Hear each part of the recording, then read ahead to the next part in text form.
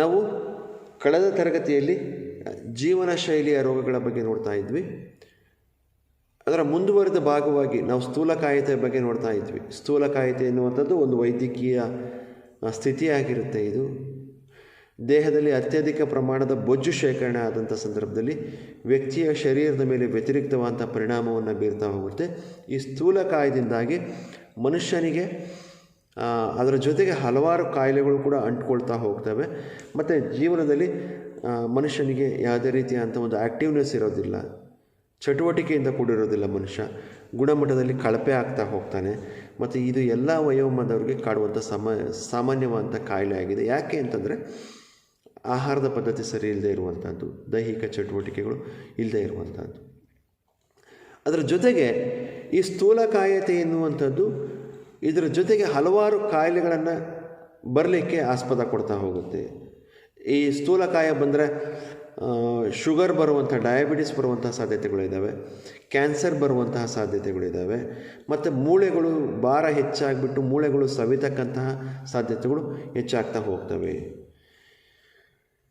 ಈ ಸ್ಥೂಲಕಾಯತೆಗೆ ಹಲವಾರು ಕಾರಣಗಳಿದ್ದಾವೆ. ಕೇವಲ ಆಹಾರದ ಪದ್ಧತಿಯಿಂದ ಮಾತ್ರ ಅಲ್ಲ, ಅದರ ಜೊತೆಗೆ ಬೇರೆ ಕಾಯಿಲೆಗಳು ಇದ್ದಾವೆ. ಆದರೆ ಅಧಿಕವಾದಂತಹ ಆಹಾರವನ್ನು ಸೇವನೆ ಮಾಡುವಂಥದ್ದು ಮತ್ತು ದೈಹಿಕ ಚಟುವಟಿಕೆ ಇಲ್ಲದೆ ಇರುವಂಥದ್ದು ಈ ಸ್ಥೂಲಕಾಯ ಆಗಲಿಕ್ಕೆ ಪ್ರಮುಖವಾದ ಕಾರಣ ಆಗಿರುತ್ತೆ. ಇದನ್ನು ಹೋಗಲಾಡಿಸ್ಲಿಕ್ಕೆ ನಾವೇನು ಮಾಡಬೇಕು? ನಿಯಮಿತವಾದಂತಹ ಆಹಾರವನ್ನು, ಸ್ವಲ್ಪ ಆಹಾರವನ್ನು, ಅವಶ್ಯಕತೆ ಎಷ್ಟಿದೆಯೋ ಅಷ್ಟು ಆಹಾರವನ್ನು, ನಿಯಮಿತವಾದಂತಹ ಆಹಾರವನ್ನು ಸೇವನೆ ಮಾಡಬೇಕು. ಮತ್ತು ಪ್ರತಿನಿತ್ಯ ದೈಹಿಕ ಚಟುವಟಿಕೆಯಲ್ಲಿ ತೊಡಗಬೇಕು. ಮತ್ತು ಸ್ಥೂಲಕಾಯದಿಂದಾಗಿ ಹಲವಾರು ದೈಹಿಕ ಮತ್ತು ಮಾನಸಿಕ ತೊಂದರೆಗಳು ಕೂಡ ಉಂಟಾಗ್ತಾ ಹೋಗ್ತವೆ. ಇದನ್ನು ಅನುಭವಿಸೋದಕ್ಕಿಂತ ಅದು ಆಗದ ರೀತಿಯಲ್ಲಿ ನೋಡಿ, ದಪ್ಪ ಇದ್ದಾನೆ, ಡುಮ್ಮ ಅನ್ನುವಂಥದ್ದು, ಮನಸ್ಸಿಗೆ ಬೇಜಾರಾಗುವಂಥದ್ದು, ಹಲವಾರು ಕಾಯಿಲೆಗಳು ಬರುವಂಥದ್ದು, ಶರೀರವನ್ನು ಹೊತ್ಕೊಂಡು ಹೋಗೋಕ್ಕಾಗದೇ ಇರುವಂಥದ್ದು, ಇವೆಲ್ಲದರ ಪರಿಣಾಮಗಳ ಬದಲಿಗೆ ನಾವು ಇದೆಲ್ಲ ಆಗೋದಕ್ಕಿಂತ ಮುಂಚೆನೇ ನಮ್ಮ ಶರೀರವನ್ನು ನಾವು ಸದೃಢವಾಗಿ ಇಟ್ಕೊಳ್ಬೇಕು. ಪ್ರತಿನಿತ್ಯ ನಾವು ನಿಯಮಿತವಾದಂಥ ಆಹಾರವನ್ನು ಸೇವನೆ ಮಾಡಬೇಕು. ಮತ್ತು ಪ್ರತಿನಿತ್ಯ ನಾವು ದೈಹಿಕ ಚಟುವಟಿಕೆಯಲ್ಲಿ ಕೊಡೋದ್ರಿಂದ ಈ ಸ್ಥೂಲಕಾಯ ರೋಗವನ್ನು ತಡೆಗಟ್ಟಬಹುದು. ಇದು ಸ್ಥೂಲಕಾಯತೆ ಬಗ್ಗೆ, ಫ್ಯಾಟ್ ಡಿಸೀಸ್ ಬಗ್ಗೆ, ಕೊಬ್ಬಿನ ಕಾಯಿಲೆ ಬಗ್ಗೆ. ಇನ್ನು ಪ್ರಮುಖವಾದಂಥ ಮತ್ತೊಂದು ಜೀವನ ಶೈಲಿಯ ರೋಗ ಅಂದರೆ ಇತ್ತೀಚಿನ ದಿನಗಳಲ್ಲಿ ಬಹಳ ಸಹಜವಾಗಿ ಕಾಣ್ತಾ ಇರುವಂಥ ರಕ್ತದ ಒತ್ತಡ, ಬ್ಲಡ್ ಪ್ರೆಷರ್ ಅಂತೇಳಿ ನಾವು ಇದನ್ನು ಕರಿತೀವಿ. ನಿಮ್ಮೆಲ್ಲರಿಗೂ ಗೊತ್ತಿದೆ, ನಮ್ಮ ಶರೀರದಲ್ಲಿ ಹಲವಾರು ನರನಾಡಿಗಳಿದ್ದಾವೆ. ನರಗಳ ಮೂಲಕ ನಮ್ಮ ದೇಹದೊಳಗೆ ರಕ್ತ ಸಂಚಾರ ಆಗ್ತಾ ಹೋಗುತ್ತೆ. ರಕ್ತನಾಳಗಳು ಅಂತೇಳಿ ಕರಿತೀವಿ ನಾವು ಅದನ್ನು. ಆ ರಕ್ತನಾಳಗಳು ಕೊಳವೆ ರೀತಿ ಇರ್ತವೆ. ಆ ಕೊಳವೆ ರೀತಿಯಲ್ಲಿ ಇರುವಂತಹ ರಕ್ತನಾಳಗಳಲ್ಲಿ ರಕ್ತ ಸರಾಗವಾಗಿ ಸಂಚಾರ ಆಗಬೇಕು. ಆ ಕೊಳವೆ ರೀತಿಯಲ್ಲಿ ಇರುವಂತಹ ರಕ್ತನಾಳಗಳಲ್ಲಿ ಆ ಗೋಡೆಗಳು ಅಂತೇಳಿ ಕರಿತೀವಿ. ರಕ್ತನಾಳ ಗೋಡೆಗಳು ಸುತ್ತ ಇರುವಂಥದ್ದನ್ನು ಗೋಡೆಗಳಲ್ಲಿ ಏನಾದರೂ ಕೂಡ ಕೊಬ್ಬಿನ ಅಂಶ ಆಗಲಿ, ಫ್ಯಾಟ್ ಅಂಶ ಆಗಲಿ ಕೂಡ್ಕೊಳ್ಳುವಂತಹದ್ದು, ಮತ್ತು ಅದರ ವಿರುದ್ಧವಾಗಿ ಒತ್ತಡ ಬರುವಂಥದ್ದನ್ನು ನಾವು ರಕ್ತದ ಒತ್ತಡ ಅಂತೇಳಿ ಕರಿತಾ ಹೋಗ್ತೀವಿ. ದಿನನಿತ್ಯ ರಕ್ತದ ಒತ್ತಡ, ಬ್ಲಡ್ ಪ್ರೆಷರ್ ಅನ್ನುವಂಥದ್ದು ಪ್ರತಿನಿತ್ಯ ಚೇಂಜ್ ಆಗ್ತಾನೆ ಇರುತ್ತೆ, ಒಂದೇ ಥರ ಇರೋದಿಲ್ಲ. ಆದರೆ ಹೆಚ್ಚಿನ ಪ್ರಮಾಣದಲ್ಲಿ ನಿರಂತರವಾಗಿ ಈ ಕೆಲವೊಂದು ಟೈಮಲ್ಲಿ ಟೆನ್ಷನ್ ಆಗ್ತೀವಿ, ಯಾವುದೋ ಒಂದಕ್ಕೆ ಅತ್ಯಂತ ಎಕ್ಸೈಟ್ಮೆಂಟ್ ಇರುತ್ತೆ ಅಥವಾ ಬೇಜಾರಿರುತ್ತೆ, ದುಃಖ ಇರುತ್ತೆ. ಆ ಟೈಮಲ್ಲಿ ಪ್ರತಿನಿತ್ಯದ ಜೀವನದಲ್ಲಿ ನಮ್ಮ ಕೆಲಸ ಕಾರ್ಯದ ಅನುಗುಣವಾಗಿ ರಕ್ತದ ಒತ್ತಡದಲ್ಲಿ ವ್ಯತ್ಯಾಸಗಳನ್ನ ಕಾಣ್ಬೋದು. ಆದರೆ ನಿರಂತರವಾಗಿ ಈ ರಕ್ತದ ಒತ್ತಡದಲ್ಲಿ ವ್ಯತ್ಯಾಸ ಇದ್ದಂಥ ಸಂದರ್ಭದಲ್ಲಿ ಇದನ್ನು ವ್ಯಕ್ತಿಗೆ ತೀವ್ರವಾದಂಥ ಹೈ ಬ್ಲಡ್ ಪ್ರೆಷರ್ ಅಂತೇಳಿ ಇದನ್ನು ನಾವು ಕರಿತಾ ಹೋಗ್ತೀವಿ.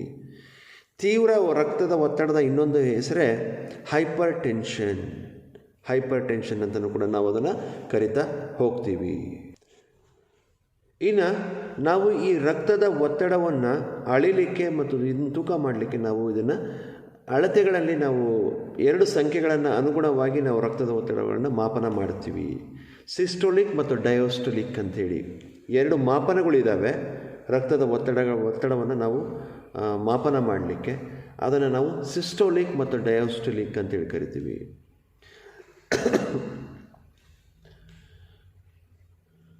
120 ಸಿಸ್ಟೋಲಿಕ್ ಒತ್ತಡ ಮತ್ತು 80 ಡಯೋಸ್ಟೋಲಿಕ್ ಒತ್ತಡ ಇರುವಂತಹ ಒಬ್ಬ ವ್ಯಕ್ತಿಗೆ 120/80 ಅಂತೇಳಿ ಕರಿತೀವಿ. 120 ಸಿಸ್ಟೋಲಿಕ್ ಮತ್ತು 80 ಡಯಾಸ್ಟಲಿಕ್ ಇರುವಂತಹ ಒಬ್ಬ ವ್ಯಕ್ತಿಗೆ ನಾವೇನಂತ ಕರಿತೀವಿ, ಅವನ ರಕ್ತದ ಒತ್ತಡದ ಪ್ರಮಾಣವನ್ನು ನಾವೇನಂತ ಕರಿತೀವಿ, 120/80 ಅಂತೇಳಿ ಕರಿತೀವಿ. 120/80 ಇದೆ ಅಂತೇಳಿ ಕರಿತೀವಿ.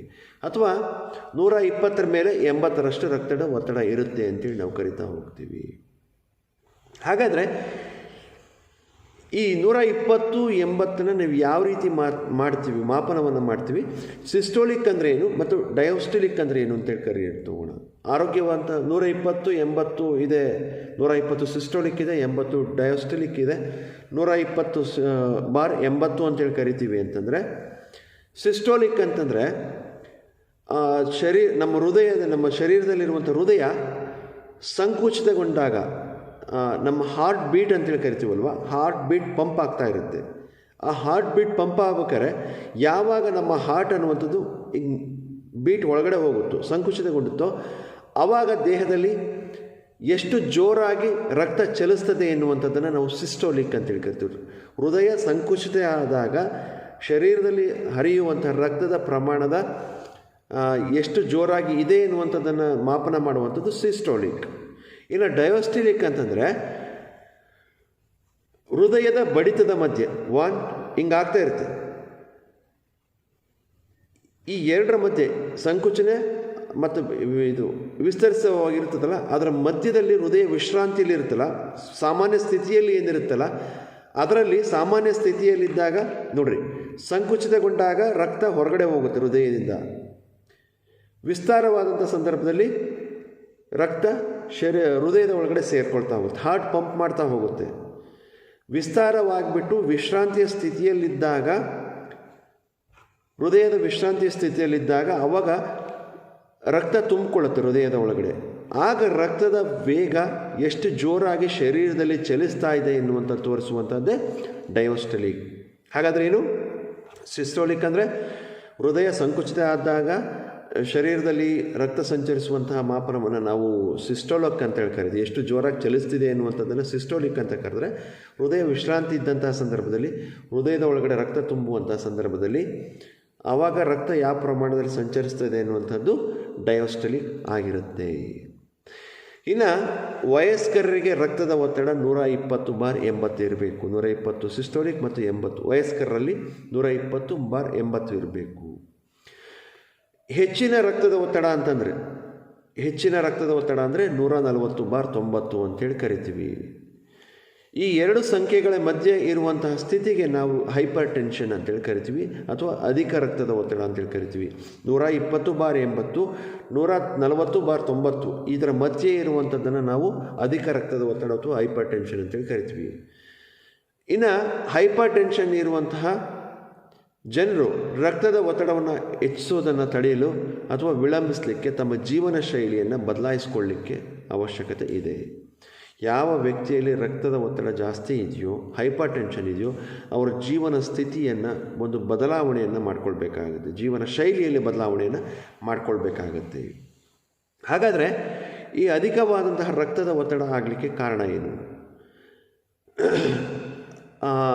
ಅಧಿಕವಾದ ರಕ್ತದ ಒತ್ತಡ ಯಾವ ರೀತಿ ಆಗುತ್ತಕ್ಕೆ ಅಂತ ನಿಖರವಾಗಿ ಹೇಳೋಕ್ಕೆ ಸಾಧ್ಯ ಇಲ್ಲ. ಆದರೆ ಸಾಮಾನ್ಯವಾಗಿ ಹೇಳೋದಾದರೆ ದೇಹದ ತೂಕ ಜಾಸ್ತಿ ಆದಂಥ ಸಂದರ್ಭದಲ್ಲಿ ಮತ್ತು ಮದ್ಯಪಾನ ಮಾಡುವಂಥದ್ದು ಜಾಸ್ತಿ ಆದಂಥ ಸಂದರ್ಭದಲ್ಲಿ, ಕೆಲವೊಮ್ಮೆ ಹೆರಿಡಿಟಿಯಿಂದಲೂ ಕೂಡ ಬರುತ್ತೆ, ಅನುವಂಶೀಯಕ್ಕೆ. ನಮ್ಮ ಅಜ್ಜಗಿತ್ತು, ನಮ್ಮ ಅಪ್ಪಗಿತ್ತು, ನಮ್ಮ ಅಮ್ಮಗಿತ್ತು, ಅವರಿಂದನೂ ಕೂಡ ಈ BP ಬರುವಂಥ ಸಾಧ್ಯತೆಗಳಿದ್ದಾವೆ. ಮತ್ತು ಜಾಸ್ತಿ ಉಪ್ಪನ್ನು ಸೇವನೆ ಮಾಡುವಂಥದ್ದು ಮತ್ತು ವಯಸ್ಸಾದಂಥ ಸಂದರ್ಭದಲ್ಲಿ ಮತ್ತು ದೇಹಕ್ಕೆ ದೈಹಿಕ ಚಟುವಟಿಕೆಗಳು ಇಲ್ಲದೆ ಪರಿಣಾಮವಾಗಿ ಈ ಒಂದು ರಕ್ತದ ಒತ್ತಡ ಬರಲಿಕ್ಕೆ ಸಾಧ್ಯತೆಗಳು ಇದ್ದಾವೆ. ಇನ್ನು ಮತ್ತೊಂದು ಪ್ರಮುಖವಾದ ಕಾರಣ ಈ ರಕ್ತದ ಒತ್ತಡ ಹೆಚ್ಚಾಗಲಿಕ್ಕೆ, ಮನುಷ್ಯ ಇಲ್ಲದೇ ಇದ್ದರೆ, ಚಟುವಟಿಕೆಯಿಂದ ಕೂಡದೇ ಇದ್ದರೆ, ಪೊಟ್ಯಾಷಿಯಂ ಮತ್ತು ಕ್ಯಾಲ್ಶಿಯಮನ್ನು ಸಾಕಷ್ಟು ಹೆಚ್ಚಿನ ಸಂಖ್ಯೆಯಲ್ಲಿ ಸೇವಿಸದಿದ್ದರೆ, ಪೊಟ್ಯಾಷಿಯಂ ಮತ್ತು ಕ್ಯಾಲ್ಶಿಯಂ ಶರೀರಕ್ಕೆ ಅವಶ್ಯಕವಾದಂಥ ಪೋಷಕಾಂಶಗಳು ಅವನ್ನು ಹೆಚ್ಚಿಗೆ ಪ್ರಮಾಣದಲ್ಲಿ ಸೇವಿಸ್ತಾ ಇದ್ದರೆ, ಅಥವಾ ಆ್ಯಕ್ಟಿವ್ ಆಗಿಲ್ಲದೆ ಇದ್ದರೆ, ಮತ್ತು ಅಥವಾ ದೇಹದಲ್ಲಿ ಇನ್ಸುಲಿನ್ ಉಪಯೋಗಿಸಲು ಸಾಧ್ಯವಾಗಂತಹ ಸ್ಥಿತಿಗೆ ಬಂದರೆ ಆಗಲೂ ಕೂಡ ರಕ್ತದ ಒತ್ತಡ ಹೆಚ್ಚಾಗ್ಬೋದು. ಇನ್ನು ರಕ್ತದ ಒತ್ತಡ ಜಾಸ್ತಿ ಆಗ್ತಾ ಹೋದರೆ ಏನಾಗುತ್ತೆ, ಅದು ರಕ್ತನಾಳವನ್ನು ಮತ್ತು ಹೃದಯವನ್ನು ಮತ್ತು ಮೂತ್ರಪಿಂಡಗಳನ್ನ ಕೆಡಿಸ್ತಾ ಹೋಗುತ್ತೆ. ಸರಿಯಾದ ಪ್ರಮಾಣದಲ್ಲಿ, ಎಷ್ಟು ಪ್ರಮಾಣದಲ್ಲಿ ಮೂತ್ರಪಿಂಡಗಳಿಗೆ ಬೇಕು ರಕ್ತದ ಪ್ರಮಾಣ ಅಷ್ಟು ಆಗ್ತಾ ಹೋಗೋದಿಲ್ಲ. ಮತ್ತು ಹೃದಯಕ್ಕೆ ಎಷ್ಟು ಬೇಕೋ ಅಷ್ಟು ರಕ್ತದ ಪ್ರಮಾಣ ಸಿಗ್ತಾ ಹೋಗೋದಿಲ್ಲ. ಅದರ ಪರಿಣಾಮವಾಗಿ ಅದು ಮೂತ್ರಪಿಂಡಗಳು ಮತ್ತು ಹೃದಯವನ್ನು ಕೆಡಿಸ್ತಾ ಹೋಗುತ್ತೆ. ಹಾಗಾಗಿ ಅದರ ಜೊತೆಗೆ ಹೃದಯಾಘಾತ, ಹಾರ್ಟ್ ಅಟ್ಯಾಕ್ ಆಗುವಂಥದ್ದು, ಅಧಿಕ ರಕ್ತದ ಒತ್ತಡದಿಂದಾಗಿ ಹಾರ್ಟ್ ಅಟ್ಯಾಕ್ ಆಗುವಂಥದ್ದು, ಮೆದುಳಿನ ಆಘಾತ, ಒಂದು ಬ್ರೈನ್ ಸ್ಟ್ರೋಕ್ ಆಗುವಂಥದ್ದು, ಇವೆಲ್ಲವೂ ಕೂಡ ಉಂಟಾಗ್ತಾ ಹೋಗ್ತಾವೆ. ಇನ್ನು ಅತಿಯಾದಂಥ ಹೆಚ್ಚಿನ ರಕ್ತದ ಒತ್ತಡ ದೇಹಕ್ಕೆ ಹಾನಿ ಮಾಡ್ತಾ ಹೋಗುತ್ತೆ. ಯಾವ ಲಕ್ಷಣಗಳನ್ನು ಉಂಟು ಮಾಡೋದ್ರಿಂದ ಅದು ಹಾರ್ಟ್ ಅಟ್ಯಾಕ್ ಆಗುವಂಥದ್ದೇ ಆಗಲಿ, ಬ್ರೈನ್ ಸ್ಟ್ರೋಕ್ ಆಗುವಂಥದ್ದೇ ಆಗಲಿ, ಯಾವಾಗಲೂ ಕೂಡ ಹೇಳಿ ಸಿಮ್ಟಮ್ಸ್ ಕೂಡ ಬರೋದಿಲ್ಲ, ಸಡನ್ನಾಗಿ ಬಂದುಬಿಡುತ್ತೆ. ಹಾಗಾಗಿ ಇದನ್ನು ಮೌನ ಕೊಲೆಗಾರ, ಸೈಲೆಂಟ್ ಕಿಲ್ಲರ್ ಅಂತೇಳಿ ಕರಿತೀವಿ ಅಧಿಕ ರಕ್ತದ ಒತ್ತಡವನ್ನು. ಇನ್ನು ಈ ಅಧಿಕ ರಕ್ತದ ಒತ್ತಡ ಇರುವಂತಹ ಲಕ್ಷಣಗಳು ಏನು? ತೀವ್ರವಾದಂತಹ ರಕ್ತದ ಒತ್ತಡ ಇರುವಂಥದ್ದಲ್ಲಿ ಯಾವುದೇ ಲಕ್ಷಣಗಳು ಕಾಣಿಸ್ಕೊಳ್ಳೋದಿಲ್ಲ. ಆದರೆ ತೀವ್ರವಾದಂಥ ರಕ್ತದ ಒತ್ತಡ ಇದ್ದರೆ ತಲೆನೋವು ಬರುವಂಥದ್ದು, ದೃಷ್ಟಿಹೀನತೆ ಬರುವಂಥದ್ದು ಮತ್ತು ವಾಂತಿ ಬರುವಂಥದ್ದು, ಹಾರ್ಟ್ ಅಟ್ಯಾಕ್ ಆಗುವಂಥ ಸಂದರ್ಭದಲ್ಲಿ, ಬ್ರೈನ್ ಸ್ಟ್ರೋಕ್ ಆಗುವಂಥ ಸಂದರ್ಭದಲ್ಲಿ ಒಂದು ಪ್ರಮುಖವಾದಂಥ ಲಕ್ಷಣ ಆಗಿರುತ್ತೆ. ಹಾಗಾದರೆ ಈ ರೋಗ ಸ್ವಭಾವವನ್ನು ನೋಡ್ತಾ ಹೋಗೋಣ. ಹೆಚ್ಚಿನ ಜನರು ಡಾಕ್ಟ್ರನ್ನ ನೋಡೋಕ್ಕೆ ಹೋದಾಗ ತಮ್ಮಲ್ಲಿ ಇರುವಂಥ ರಕ್ತದ ಒತ್ತಡದ ಬಗ್ಗೆ BP ಚೆಕ್ ಮಾಡಿಸ್ತಾರೆ. ಆಗ ಒಬ್ಬ ವ್ಯಕ್ತಿಯಲ್ಲಿ 140/90 3 ಅಥವಾ ಹೆಚ್ಚು ಸಂದರ್ಭಗಳಲ್ಲಿ ಬಂದಂಥ ಸಂದರ್ಭದಲ್ಲಿ 3 ಅಥವಾ 4 ಬಾರಿ ಡಾಕ್ಟರ್ ಹತ್ರ ಹೋದಂಥ ಸಂದರ್ಭದಲ್ಲೂ 140/90 ಇತ್ತು ಅಂತಂದರೆ ಒಬ್ಬ ವ್ಯಕ್ತಿಯ ರಕ್ತದ ಒತ್ತಡ, ಅದನ್ನು ನಾವು ತೀವ್ರ ರಕ್ತದ ಒತ್ತಡ ಅಂಥೇಳಿ ಕರಿಬೋದು. ಇನ್ನು ಈ ರಕ್ತದ ಒತ್ತಡವನ್ನು ಜೀವನ ಶೈಲಿ ಆರೋಗ್ಯಕರವಾದಂಥ ಬದಲಾವಣೆಗಳನ್ನು ಮಾಡಿಕೊಳ್ಳೋದ್ರಿಂದಾಗಿ, ವ್ಯಾಯಾಮ ಮಾಡುವಂಥದ್ದು, ಸಮತೋಲನ ಆಹಾರವನ್ನು ಸೇವನೆ ಮಾಡುವಂಥದ್ದು, ಒಳ್ಳೊಳ್ಳೆ ಚಿಂತನೆಗಳನ್ನ ಮಾಡುವಂಥದ್ದು, ಇವೆಲ್ಲ ಪರಿಣಾಮಗಳಿಂದಾಗಿ ಮತ್ತು ಔಷಧಿಗಳಿಂದಾಗಿ ಇವನ್ನು ತಡೆಗಟ್ಟಬಹುದಾಗಿದೆ. ದೇಹದಲ್ಲಿ ತೂಕವನ್ನು ಆರೋಗ್ಯ ಮಟ್ಟದಲ್ಲಿ ಇಟ್ಕೊಳ್ಬೇಕನ್ನುವಂಥದ್ದು, ತೂಕವನ್ನು ಹೆಚ್ಚಿಸ್ಕೊಳ್ಳದೆ ಆರೋಗ್ಯಕರ ರೀತಿಯಲ್ಲಿ ಇಟ್ಕೊಳ್ಬೇಕು, ಅಥವಾ ಹೆಚ್ಚಿನ ತೂಕ ಇದ್ದರೆ ಅದನ್ನು ಕಡಿಮೆ ಮಾಡಿಕೊಳ್ಳುವಂಥ ಪ್ರಯತ್ನವನ್ನು ಮಾಡಬೇಕು ರಕ್ತದ ಒತ್ತಡವನ್ನು ತಡೆಯಲಿಕ್ಕೆ. ಇನ್ನು ಉಪ್ಪು ಮತ್ತು ಉಪ್ಪಿನಿಂದ ಕೂಡಿದಂತಹ ತಿಂಡಿ ತಿನಿಸುಗಳನ್ನ, ಆಹಾರವನ್ನು ಸೇವನೆ ಮಾಡುವಂಥದ್ದನ್ನು ಕಡಿಮೆ ಮಾಡಬೇಕು. ಪ್ರತಿನಿತ್ಯ ವ್ಯಾಯಾಮದಲ್ಲಿ ತೊಡಗಬೇಕಾಗುತ್ತೆ. ಇನ್ನು ರಕ್ತದ ಒತ್ತಡವನ್ನು ತಡೆಯಲಿಕ್ಕೆ ಉತ್ತಮವಾದಂತಹ ಆಹಾರದ ಕ್ರಮವನ್ನು ಅಭ್ಯಾಸ ಮಾಡಿಕೊಳ್ಬೇಕು. ಮತ್ತು ಆಹಾರ ಉಪಯೋಗಿಸುವಂಥ ಸಂದರ್ಭದಲ್ಲಿ ಹಣ್ಣು ಹಂಪಲುಗಳು, ಹಸಿರು ತರಕಾರಿಗಳು ಇಂಥವನ್ನ ಮತ್ತು ಕಡಿಮೆ ಕೊಬ್ಬು ಇರುವಂತಹ ಹಾಲಿನ ಪದಾರ್ಥಗಳನ್ನ ಸೇವನೆ ಮಾಡಬೇಕಾಗುತ್ತೆ. ಇದಿಷ್ಟು ರಕ್ತದ ಒತ್ತಡದ ಬಗ್ಗೆ. ಮತ್ತೊಂದು ಪ್ರಮುಖವಾದಂತಹ ಜೀವನ ಶೈಲಿಯ ರೋಗ ಅಂತಂದರೆ ಅದು ಹೃದಯ ರೋಗಗಳು, ಹಾರ್ಟ್ ಡಿಸೀಸಸ್, ಹೃದಯ ರೋಗಗಳು. ಹೃದಯ ಅಥವಾ ಹೃದಯಕ್ಕೆ ಸಂಬಂಧಿಸಿದಂತಹ ರಕ್ತನಾಳಗಳು, ಹೃದಯಕ್ಕೆ ರಕ್ತಗಳನ್ನ ಕಳಿಸ್ಲಿಕ್ಕೆ ರಕ್ತನಾಳಗಳು ಹೋಗ್ತವೆ. ಹೃದಯ ಅಥವಾ ಹೃದಯಕ್ಕೆ ಸಂಬಂಧಿಸಿದಂಥ ರಕ್ತನಾಳಗಳಿಗೆ ಸಂಬಂಧಿಸಿದಂಥ ಕಾಯಿಲೆಯನ್ನು ನಾವು ಹೃದಯದ ರೋಗಗಳು ಅಂತೇಳಿ ಕರಿತಾ ಹೋಗ್ತೀವಿ. ಈ ಹೃದಯ ಸಂಕುಚನ ಆದಂಥ ಸಂದರ್ಭದಲ್ಲಿ ಅದರ ಸಾಮರ್ಥ್ಯದ ಮೇಲೆ ಪರಿಣಾಮವನ್ನು ಬೀರ್ತಾ ಹೋಗುತ್ತೆ. ಹೃದಯದ ಕವಾಟಗಳನ್ನ ಕೆಡಿಸ್ತಾ ಹೋಗುತ್ತೆ. ಅಥವಾ ರಕ್ತನಾಳಗಳು, ಹೃದಯಕ್ಕೆ ಹೋಗ್ತಕ್ಕಂಥ ಸಂಚರಿಸುವಂಥ ರಕ್ತದ ನಾಳಗಳು ಇದ್ದಾವೆ, ಅವು ಸಂಕುಚಿತಗಳಾಗ್ತಾ ಹೋಗ್ತವೆ.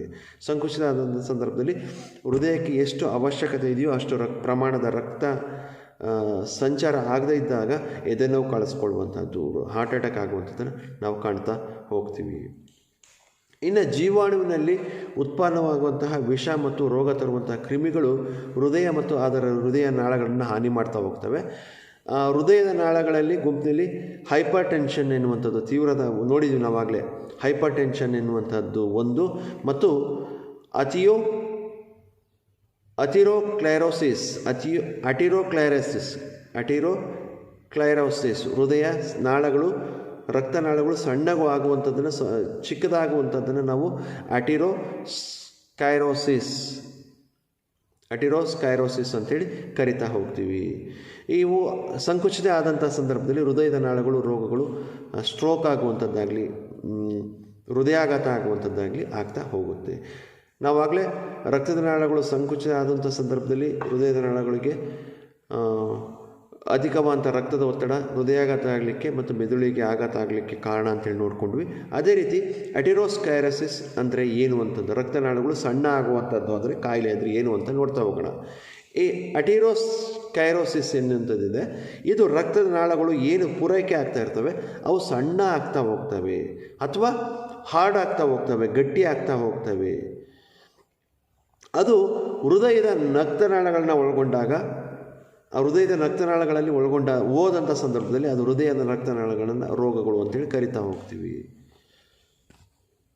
ಪ್ಲಾಕ್ ಎನ್ನುವಂತಹ ಕೊಬ್ಬಿನ ಅಂಶ ಏನಿದೆ ಮತ್ತು ಖನಿಜ ಅಂಶ ಏನಿದೆ, ಇದು ಹೃದಯದ ರಕ್ತನಾಳಗಳ ಗೋಡೆಗಳ ಮೇಲೆ ಸೇರಿಕೊಂಡಂಥ ಸಂದರ್ಭದಲ್ಲಿ ಅವು ರಕ್ತನಾಳಗಳನ್ನು ಸಣ್ಣಗೆ ಮಾಡ್ತವೆ. ರಕ್ತದ ನಾಳಗಳಲ್ಲಿ ಇಷ್ಟು ದಪ್ಪ ಇದೆ ರಕ್ತದ ನಾಳ, ಇದರೊಳಗಡೆ ಹೋಗ್ತಾ ಇದೆ ಅಂತಂದರೆ ಇದರಲ್ಲಿ ಬಂದು ಅಡ್ಡಾಗಿ ಕೊಬ್ಬಿನ ಅಂಶಗಳು ಬ್ಲ್ಯಾಕ್ ಎನ್ನುವಂಥದ್ದು ಹಿಂಗೆ ಬಂದು ಕೂತ್ಕೊಳ್ತಾ ಹೋದರೆ ಸಂಚಾರ ಕಡಿಮೆ ಆಗ್ತಾ ಹೋಗುತ್ತೆ. ಅಂಥ ಸಂದರ್ಭದಲ್ಲಿ ಹೃದಯಕ್ಕೆ ಎಷ್ಟು ಪ್ರಮಾಣದ ರಕ್ತ ಸಂಚಾರ ಆಗಬೇಕು ಅಷ್ಟು ಪ್ರಮಾಣದ ಆಗದೇ ಇದ್ದಾಗ ಎದೆನೋವು ಕಳಿಸ್ಕೊಳ್ಳುವಂಥದ್ದು, ಹೃದಯಾಘಾತ ಆಗುವಂಥದ್ದು, ಮೆದುಳಿನ ಆಘಾತ ಆಗುವಂಥದ್ದನ್ನು ನಾವು ಕಾಣ್ತಾ ಹೋಗ್ತೀವಿ. ಆವಾಗಲೇ ನಾವು ಬೈಪಾಸ್ ಸರ್ಜರಿ ಅನ್ನುವಂಥದ್ದು ಮಾಡ್ಬೋದು. ಅಂಥ ರಕ್ತನಾಳಗಳು ಭಾಳಷ್ಟು ಕೆಟ್ಟೋಗಿದ್ರೆ ಅವನ್ನು ಕಟ್ ಮಾಡಿಬಿಟ್ಟು ಬೇರೆ ಕಡೆಯಿಂದ ತೊಗೊಂಡೋಗಿ ಹಾರ್ಟಿಗೆ ಸೇರಿಸುವಂಥದ್ದು. ರಕ್ತನಾಳಗಳು ಸಣ್ಣ ಆಗ್ತಾ ಹೋಗ್ತವೆ, ಇಲ್ಲ ರಕ್ತನಾಳಗಳು ಗಟ್ಟಿ ಆಗ್ತಾ ಹೋಗ್ತವೆ. ಇದರಿಂದ ಹೃದಯಕ್ಕೆ ತೊಂದರೆ ಉಂಟಾಗ್ತಾ ಹೋಗ್ತದೆ. ಇನ್ನು ನಾವು ಇಸ್ಚೆಮಿಯಾ ಅಂತೇಳಿ ಕರಿತಾ ಹೋಗ್ತವೆ. ಇದರಿಂದ ಹೃದಯದ ನೋವು ಉಂಟಾಗ್ತಾ ಹೋಗುತ್ತೆ, ಎದೆ ನೋವು ಉಂಟಾಗ್ತಾ ಹೋಗುತ್ತೆ, ಅಥವಾ ಹಾರ್ಟ್ ಅಟ್ಯಾಕ್ ಆಗುವಂಥದ್ದನ್ನು ನೋಡ್ತೀವಿ. ಇನ್ನು ರಕ್ತನಾಳಗಳು ಗಟ್ಟಿಯಾಗೋದ್ರಿಂದ ರಕ್ತದ ಹರಿಯುವಿಕೆ ಎನ್ನುವಂಥದ್ದು ಅದನ್ನು ಕಡಿಮೆ ಮಾಡ್ತಾ ಹೋಗುತ್ತೆ, ಅದನ್ನು ತಡೆಗಟ್ಟಿಬಿಡುತ್ತೆ. ಇದನ್ನು ಆಟಿರೋಸ್ಟೈರೋಸಿಸ್ ಅಂತೇಳಿ ಕರಿತೀವಿ. ಈ ಎಲ್ಲಗಳ ಕಡೆ ಆ ರೀತಿಯಾದಂಥ ಸಂದರ್ಭದಲ್ಲಿ ಹೃದಯ ನಾಳಗಳು ಸಣ್ಣ ಆಗುವಂಥದ್ದನ್ನು ಕೈರೋಸಿಸ್ ಅಂತೇಳಿ ಕರಿತೀವಿ. ಇನ್ನು ಹೃದಯದ ರಕ್ತನಾಳಗಳ ರೋಗ ಅಂತಂದರೆ ಹೃದಯ ರಕ್ತನಾಳಗಳ ಮೇಲೆ ಪ್ರಭಾವ ಬೀರುವಂತಹ, ಹೃದಯಕ್ಕೆ ರಕ್ತ ಮತ್ತು ಅದರಿಂದ ಸಿಗುವಂತಹ ಪೌಷ್ಟಿಕಾಂಶಗಳ ಕೊರತೆ ಉಂಟಾದ ಸಂದರ್ಭದಲ್ಲಿ ನಾವು ಹೃದಯದ ರಕ್ತನಾಳಗಳ ಕೊರತೆ ಅಂತೇಳಿ ಅಥವಾ ರೋಗ ಅಂತೇಳಿ ಕರಿತೀವಿ. ಈ ಜಗತ್ತಿನಾದ್ಯಂತ ಇಂತಹ ಹೃದಯ ರಕ್ತನಾಳಗಳ ಕಾಯಿಲೆಗೆ ಲಕ್ಷಾಂತರ ಜನ ಸಾಯುವಿಗೆ ಈಡಾಗುವಂಥದ್ದನ್ನು ನಾವು ಕಾಣ್ತಾ ಇದ್ದೀವಿ, ಕಾಯಿಲೆಗೆ ಈಡಾಗುವಂಥದ್ದನ್ನು ನಾವು ಕಾಣ್ತಾ ಇದ್ದೀವಿ. ಇನ್ನು ಅಟಿರೋಸ್ಕ್ಲೆರೋಸಿಸ್ ಹೃದಯದ ನಾಳಗಳಿಗೆ ಪ್ರಮುಖವಾದ ಕಾರಣ. ರಕ್ತನಾಳದ ನಾಳಗಳು, ಹೃದಯದ ರಕ್ತನಾಳಗಳು ಸಣ್ಣ ಆಗೋದ್ರಿಂದಾಗಿ ಹೃದಯದ ರಕ್ತನಾಳಗಳ ಕಾಯಿಲೆ ಉಂಟಾಗ್ತಾ ಹೋಗುತ್ತೆ. ಇಂಥ ಅಪಾಯ ಇದರಿಂದ ಏನಾಗ್ತಾ ಹೋಗುತ್ತೆ, ಹೈಪರ್ ಟೆನ್ಷನ್, ಧೂಮಪಾನ, ಮತ್ತು ರಕ್ತದ ತೀವ್ರ ಮಟ್ಟದಲ್ಲಿ ಕೊಬ್ಬಿನ ಅಂಶ ಕೂತ್ಕೊಳ್ಳುವಂಥದ್ದು, ಮತ್ತು ಕೊಬ್ಬಿನ ಅಂಶ ಇರುವಂಥ ಆಹಾರವನ್ನು ಸೇವನೆ ಮಾಡುವಂಥದ್ದು, ದೈಹಿಕ ಚಟುವಟಿಕೆ ಇಲ್ಲದೆ ಇರುವಂಥದ್ದು, ಮತ್ತು ಬೊಜ್ಜು ಇರುವಂಥದ್ದು, ಮತ್ತು ಶುಗರ್ ಇರುವಂಥದ್ದು, ಮತ್ತು ಮೆಂಟಲ್ ಟೆನ್ಷನ್, ಸ್ಟ್ರೆಸ್ ಇರುವಂಥದ್ದು. ಇವೆಲ್ಲದರ ಪರಿಣಾಮವಾಗಿ ಈ ಕಾಯಿಲೆ, ಹೃದಯದ ನಾಯಿಲೆಗಳ ಕಾಯಿಲೆ ಬರ್ತಾ ಹೋಗುತ್ತೆ. ಇದಕ್ಕೆ ನಾವು ಜೀವನ ಶೈಲಿಯಲ್ಲಿ ಪ್ರಮುಖವಾದ ಬದಲಾವಣೆಗಳನ್ನು ಮಾಡಿಕೊಳ್ಳೋದ್ರಿಂದ ಈ ಹೃದಯ ರಕ್ತನಾಳಗಳ ಕಾಯಿಲೆಯನ್ನು ತಡೀಬೋದು. ಇನ್ನು ಮೆಂಟಲ್ ಸ್ಟ್ರೋಕ್, ಮೆದುಳಿನ ಆಘಾತ ಅಂತಂದರೆ ಮೆದುಳಿಗೆ ಸಾಕಷ್ಟು ಪ್ರಮಾಣದಲ್ಲಿ ಆಮ್ಲಜನಕ ಕೂಡಿದಂತಹ ರಕ್ತದ ಪ್ರಮಾಣ ಸರಬರಾಜು ಆಗದೇ ಇದ್ದಂಥ ಸಂದರ್ಭದಲ್ಲಿ ರಕ್ತನಾಳಗಳು ಒಡೆದಾಗ ಮೆದುಳಿನ ಆಘಾತ ಉಂಟಾಗ್ತಾ ಹೋಗುತ್ತೆ. ಸಾಕಷ್ಟು ಪ್ರಮಾಣದಲ್ಲಿ ಆಮ್ಲಜನಕದಿಂದ ಕೂಡಿದಂತಹ ರಕ್ತದ ಪ್ರಮಾಣ ಸರಬರಾಜು ಆಗದೇ ಇದ್ದಾಗ ಮೆದುಳಿಗೆ ರಕ್ತದ ನಾಳಗಳು ಒಡೆದು ಹೋಗ್ತವೆ. ಅದನ್ನು ನಾವು ಮೆಂಟಲ್ ಸ್ಟ್ರೋಕ್ ಅಥವಾ ಬ್ರೈನ್ ಸ್ಟ್ರೋಕ್ ಅಂತೇಳಿ ಕರಿತೀವಿ. ಮೆಂಟಲ್ ಸ್ಟ್ರೋಕ್ ಅಲ್ಲ, ಬ್ರೈನ್ ಸ್ಟ್ರೋಕ್ ಅಂತೇಳಿ ಕರಿತೀವಿ. ಮೆದುಳಿನ ಆಘಾತ ಅಂತೇಳಿ ಕರಿತೀವಿ. ಮೆದುಳಿಗೆ ಹೋಗ್ತಕ್ಕಂಥ ರಕ್ತನಾಳಗಳಲ್ಲಿ ತೊಂದರೆ ಉಂಟಾದ ಸಂದರ್ಭದಲ್ಲಿ ಅವುಗಳು ಒಡೆದು ಹೋಗುವಂಥ ಸಾಧ್ಯತೆಗಳು ಇರ್ತವೆ. ಬಿ ಪಿಯಿಂದನೂ ಕೂಡ, ಹೈ ಬಿ ಪಿಯಿಂದನೂ ಕೂಡ, ಹೈಪರ್ ಟೆನ್ಷನ್ನಿಂದನೂ ಕೂಡ ಇದು ಮೆದುಳಿನ ಆಘಾತ ಸಾಧ್ಯವಾಗ್ತಾ ಹೋಗುತ್ತೆ. ಇನ್ನು ಈ ಹೃದಯ ರೋಗಗಳನ್ನು ನಾವು ಯಾವ ರೀತಿ ತಡೆಗಟ್ಬೋದು? 40ರಿಂದ 60 ವಯಸ್ಸಿನೊಳಗಿರುವಂಥ ವ್ಯಕ್ತಿಗಳಲ್ಲಿ ಈ ಹೃದಯದ ಆಘಾತಗಳು ಆಗುವಂಥದ್ದನ್ನು ಹೆಚ್ಚಿಗೆ ಕಾಣ್ತಾ ಹೋಗ್ತೀವಿ. ಯಾಕೆಂದರೆ ಪ್ರಮುಖವಾಗಿ ಅವರ ಜೀವನ ಶೈಲಿ, 40ರಿಂದ 60 ವಯಸ್ಸಿನಲ್ಲಿರುವಂಥರ ಜೀವನ ಶೈಲಿ ಈ ಹೃದಯದ ಕಾಯಿಲೆಗಳಿಗೆ ಪ್ರಮುಖವಾದ ಕಾರಣ ಆಗಿರುತ್ತೆ. ಅದರಲ್ಲಿ ಧೂಮಪಾನ ಮಾಡುವಂಥದ್ದು, ರಕ್ತದ ಒತ್ತಡ ಇರುವಂಥದ್ದು, ಮತ್ತು ಹೆಚ್ಚಿನ ಪ್ರಮಾಣದಲ್ಲಿ ಕೊಬ್ಬಿನ ಅಂಶ ಇರುವಂತಹ ಆಹಾರವನ್ನು ಸೇವನೆ ಮಾಡುವಂಥದ್ದು. ಇವುಗಳನ್ನ ಒಂದರನ್ನು ನಿಯಂತ್ರಿಸಿದರೆ ಇತರ ಅಂಶಗಳು ತಾನೇ ನಿಯಂತ್ರಣಕ್ಕೆ ಬರ್ತಾ ಹೋಗ್ತವೆ ಮತ್ತು ಹೃದಯಾಘಾತಗಳು ಕಡಿಮೆ ಆಗ್ತಾ ಹೋಗ್ತವೆ. ಉದಾಹರಣೆಗೆ ಪ್ರತಿನಿತ್ಯ ನಾವು ಕೊಲೆಸ್ಟ್ರಾಲ್, ಕೊಬ್ಬಿನ ಅಂಶ, ರಕ್ತದ ಒತ್ತಡ, ದೇಹ ತೂಕ ಇವನ್ನು ನಾವು ಯಾವಾಗಲೂ ನಿಯಂತ್ರಣದಲ್ಲಿ ಇಟ್ಕೊಳ್ಬೇಕು. ಹಾಗಾದರೆ ಈ ಹೃದಯ ರೋಗದ ಬರದೇ ರೀತಿ ನಾವು ಯಾವ ರೀತಿ ಮುನ್ನೆಚ್ಚರಿಕಾ ಕ್ರಮವನ್ನು ಅನುಸರಿಸಬೇಕು? ಉತ್ತಮವಾದಂತಹ ಆಹಾರವನ್ನು ಸೇವನೆ ಮಾಡಬೇಕು, ಆರೋಗ್ಯಕರ ಆಹಾರವನ್ನು ಸೇವನೆ ಮಾಡಬೇಕು. ತೂಕವನ್ನು ನಾವು ಆರೋಗ್ಯಕರವಾಗಿ ಇಟ್ಕೊಳ್ಬೇಕು. ಹೆಚ್ಚಿಗೆ ತೂಕ ಇದ್ದರೆ ಅದನ್ನು ಕಡಿಮೆ ಮಾಡಿಕೊಳ್ಬೇಕು. ಆಹಾರದಲ್ಲಿ ಕೊಬ್ಬಿನ ಅಂಶ ಇರುವಂತಹ ಫ್ಯಾಟ್ ಕಂಟೆಂಟ್ ಇರುವಂತಹ ಆಹಾರವನ್ನು ಸೇವನೆಯನ್ನು ಕಡಿಮೆ ಮಾಡಬೇಕು. ಆಹಾರದಲ್ಲಿ ಉಪ್ಪಿನ ಸೇವನೆಯನ್ನು ಕಡಿಮೆ ಮಾಡ್ತಾ ಹೋಗಬೇಕು. ಇನ್ನು ನಾರಿನ ಅಂಶ ಇರುವಂತಹ ದವಸ ಧಾನ್ಯ, ಮೊಳಕೆ ಕಾಳುಗಳು, ಹಣ್ಣುಗಳು, ತರಕಾರಿಗಳು ಇಂತಹ ಪ್ರಮುಖವಾದಂತಹ ಜೀವಸತ್ವಗಳು ಇರುವಂತಹ ಆಹಾರ ಸೇವನೆಯನ್ನು ಹೆಚ್ಚು ಮಾಡಿಕೊಳ್ಬೇಕು. ವಾರದಲ್ಲಿ 5 ಸಲ ದಿನಕ್ಕೆ 30 ನಿಮಿಷದಷ್ಟಾದರೂ ಕೂಡ, ವಾರದಲ್ಲಿ 5 ದಿನ ಆದರೂ ಕೂಡ ಅರ್ಧ ಗಂಟೆ ಆದರೂ ಕೂಡ ದೇಹಕ್ಕೆ ವ್ಯಾಯಾಮವನ್ನು ಮಾಡಬೇಕಾಗುತ್ತೆ. ಕ್ರಮಬದ್ಧವಾದಂತಹ ನಿಯಮಿತವಾದಂತಹ ಆಹಾರ ಸೇವನೆಯಿಂದಲೂ ಕೂಡ ನಾವು ಜೀವನ ಶೈಲಿಯ ರೋಗಗಳನ್ನು ಹೃದಯ ಕಾಯಿಲೆಗಳನ್ನು ತಡೆಗಟ್ಟಬಹುದು. ಇದಿಷ್ಟು ಹೃದಯದ ರೋಗಗಳ ತಡೆಗಟ್ಟುವ ಬಗ್ಗೆ. ಇನ್ನು ಇದರಲ್ಲಿ ಬರುವಂತಹ ಮತ್ತೊಂದು ಪ್ರಮುಖವಾದಂತಹ ಜೀವನ ಶೈಲಿಯ ರೋಗ ಅಂದರೆ ಮಧುಮೇಹ, ಡಯಾಬಿಟಿಸ್ ಅಂತೇಳಿ ಕರಿತೀವಿ ಇಂಗ್ಲೀಷಲ್ಲಿ. ಅದನ್ನು ನಾವು ಕನ್ನಡದಲ್ಲಿ ಸಕ್ಕರೆ ಕಾಯಿಲೆ ಅಂತಲೂ ಕೂಡ ಕರಿತೀವಿ. ನಾವು ಸಿಹಿ ಕಾಯಿಲೆ ಅಂತ ಹೇಳ್ಕೊಡೋದು. ಗಾಡಿಯನ್ನು ಚಲಿಸಲಿಕ್ಕೆ ಯಾವ ರೀತಿ ಒಂದು ಗಾಡಿ ಹೋಗಬೇಕು ಅಂತಂದರೆ, ಒಂದು ಬೈಕ್ ಹೋಗಬೇಕು ಅಂತಂದರೆ ಪೆಟ್ರೋಲ್ ಯಾವ ರೀತಿ ಅವಶ್ಯಕನೋ, ಅದೇ ರೀತಿ ಮನುಷ್ಯ ಚಲಿಸಲಿಕ್ಕೆ ಗ್ಲುಕೋಸ್ ಕೂಡ ಒಂದು ಪ್ರಮುಖವಾದಂಥ ಅಂಶ ಆಗಿರುತ್ತೆ. ಗಂಜಿ ಮತ್ತು ಸಕ್ಕರೆ ಅಂತಹ ಶರ್ಕರ ಪಿಷ್ಟಾದಿಗಳಿಂದ ಈ ಗ್ಲುಕೋಸ್ ನಮ್ಮ ದೇಹದಲ್ಲಿ ಸೇರ್ತಾ ಹೋಗುತ್ತೆ. ಯಾವ ರೀತಿ ಒಂದು ವೆಹಿಕಲ್ಗೆ, ಒಂದು ವಾಹನಕ್ಕೆ ಪೆಟ್ರೋಲು ಡೀಸೆಲ್ ಅವಶ್ಯಕತೆ ಇದೆಯೋ, ಮನುಷ್ಯನ ಶರೀರ ಚಲಿಸಬೇಕು, ಆ್ಯಕ್ಟಿವ್ ಆಗಿರಬೇಕು ಅಂತಂದರೆ ಗ್ಲುಕೋಸ್ ಪ್ರಮಾಣ ಅಗತ್ಯವಾಗಿ ಬೇಕು.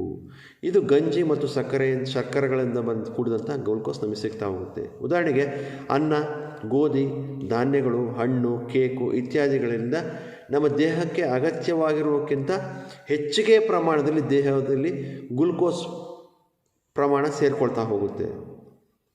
ಅದನ್ನು ನಿಯಂತ್ರಿಸದೇ ಇದ್ದಾಗ ಅಂತಹ ಹೆಚ್ಚಿನ ಗ್ಲುಕೋಸ್ ಪಿತ್ತಜನಕಾಂಗದಲ್ಲಿ ಶೇಖರಣೆ ಆಗ್ತಾ ಹೋಗುತ್ತೆ. ಆ ದೇಹದಲ್ಲಿ ಗ್ಲುಕೋಸ್ನ ಮಟ್ಟವನ್ನು ನಿಯಂತ್ರಿಸದೇ ಇದ್ದಾಗ ರಕ್ತದಲ್ಲಿ ಅಧಿಕ ಗ್ಲುಕೋಸ್ ಉಂಟಾಗಿ ಮಧುಮೇಹ ಸ್ಥಿತಿ ಉಂಟಾಗ್ತಾ ಹೋಗುತ್ತೆ. ಒಬ್ಬ ಮನುಷ್ಯ ಜೀವನವನ್ನು ಚಲಿಸಲಿಕ್ಕೆ ಗ್ಲುಕೋಸ್ ಅತ್ಯಗತ್ಯವಾಗಿ ಬೇಕು. ಆದರೆ ಆ ಗ್ಲುಕೋಸ್ನ ಪ್ರಮಾಣ ಅನ್ನ, ಗೋಧಿ, ಧಾನ್ಯಗಳು, ಹಣ್ಣು, ಕೇಕುಗಳಲ್ಲಿ ಹೆಚ್ಚಿಗೆ ಪ್ರಮಾಣದಲ್ಲಿ ಇರೋದರಿಂದ ಆ ಥರದ ಪದಾರ್ಥಗಳನ್ನು ಸೇವನೆ ಮಾಡಿಬಿಟ್ಟು ನಮಗೆ ತಡಿಲಿಕ್ಕೆ ಆಗದೇ ಇರುವಷ್ಟು ಹೆಚ್ಚಿಗೆ ಗ್ಲುಕೋಸ್ನ ಪ್ರಮಾಣ ಶರೀರದಲ್ಲಿ ಸೇರಿಕೊಂಡ್ಬಿಟ್ಟು ಅದು ಪಿತ್ತಜನಕಾಂಗದಲ್ಲಿ ಸೇರಿಕೊಂಡ್ಬಿಟ್ಟು ಅದನ್ನು ನಿಯಂತ್ರಿಸ್ತಾ ಇದ್ದಾಗ ರಕ್ತದಲ್ಲಿ ಅಧಿಕ ಪ್ರಮಾಣದ ಗ್ಲುಕೋಸ್ ಶೇಖರಣೆ ಆಗಿಬಿಟ್ಟು ಮಧುಮೇಹ ಉಂಟಾಗ್ತಾ ಹೋಗುತ್ತೆ.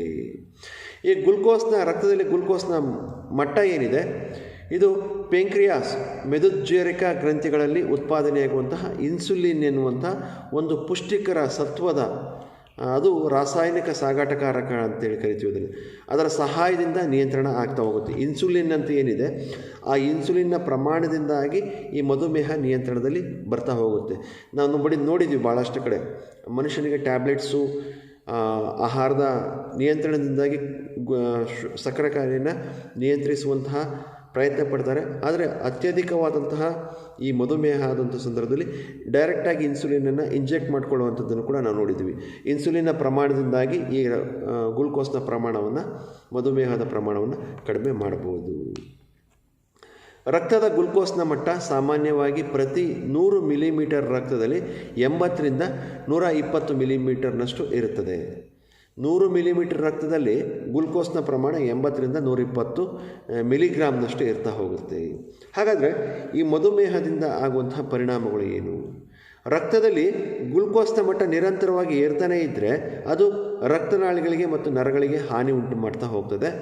ಮತ್ತು ಮಧುಮೇಹದಂಥ ಇತರ ತೊಂದರೆಗಳಾದಂತಹ ಕಣ್ಣು ಸಮಸ್ಯೆ ಆಗ್ತಾ ಹೋಗುತ್ತೆ. ಎಲ್ಲ ಕಾಯಿಲೆಗಳ ಮೂಲ ಕಾರಣ ಮಧುಮೇಹ ಆಗ್ತಾ ಹೋಗುತ್ತೆ.